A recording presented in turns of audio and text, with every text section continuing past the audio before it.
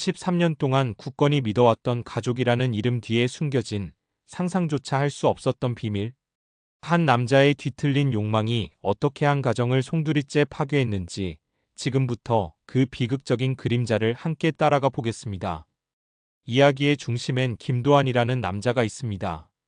겉보기엔 평범한 중년의 가장 사회적으로도 성공한 의사였기에 그의 주변엔 존경과 부러움의 시선이 가득했습니다.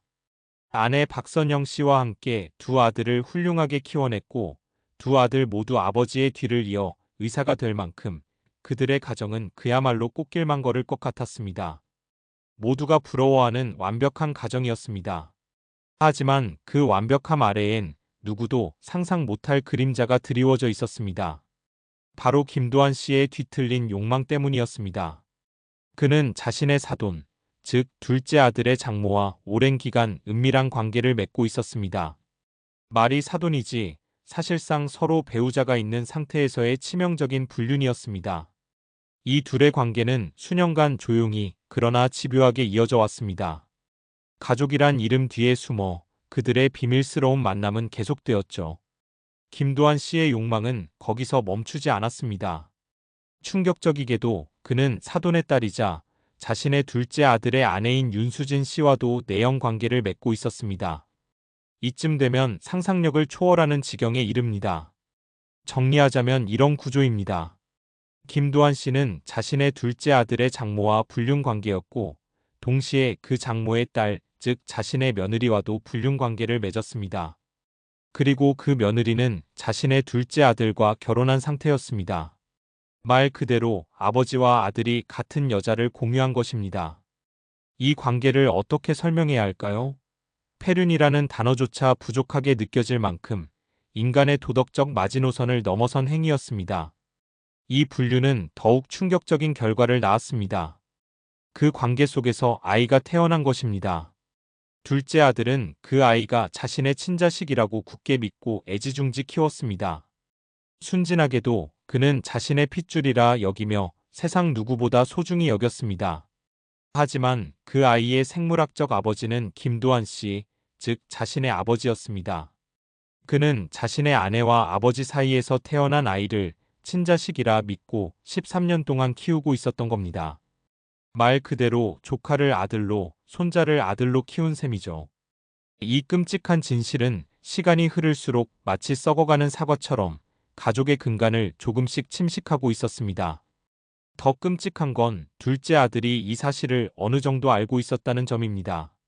완벽한 확신은 없었지만 수상한 느낌은 오래전부터 그를 맴돌았습니다.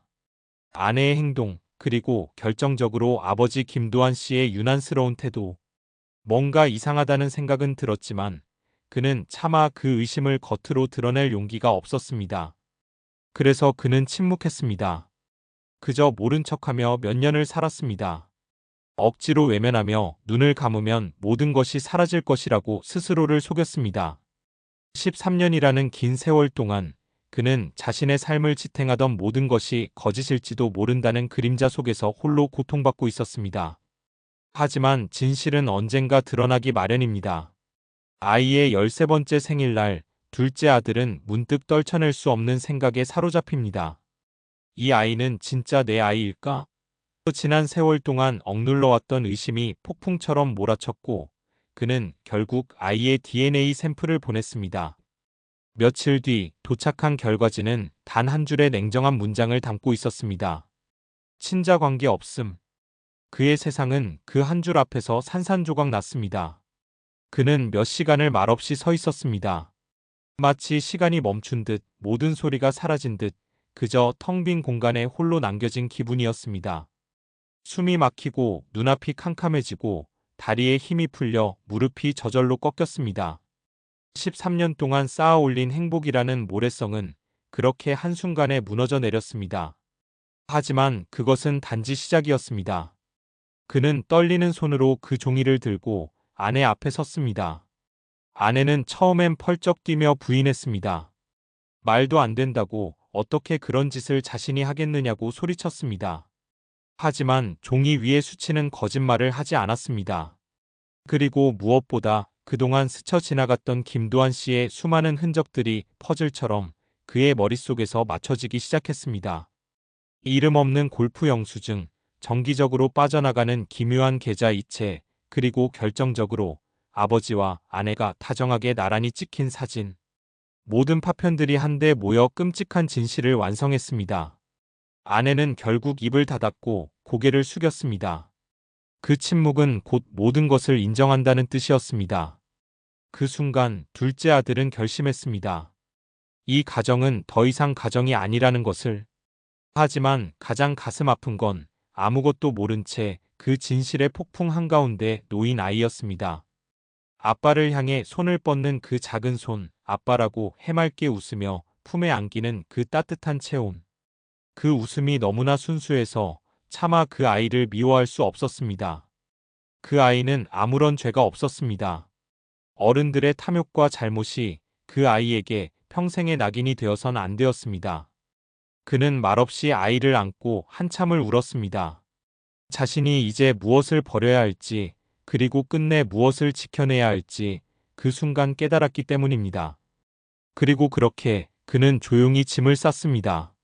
무너진 관계는 정리하고 참담한 진실은 법의 심판에 맡기기로 했습니다. 이 이야기는 단순한 가족 간의 갈등이 아닙니다.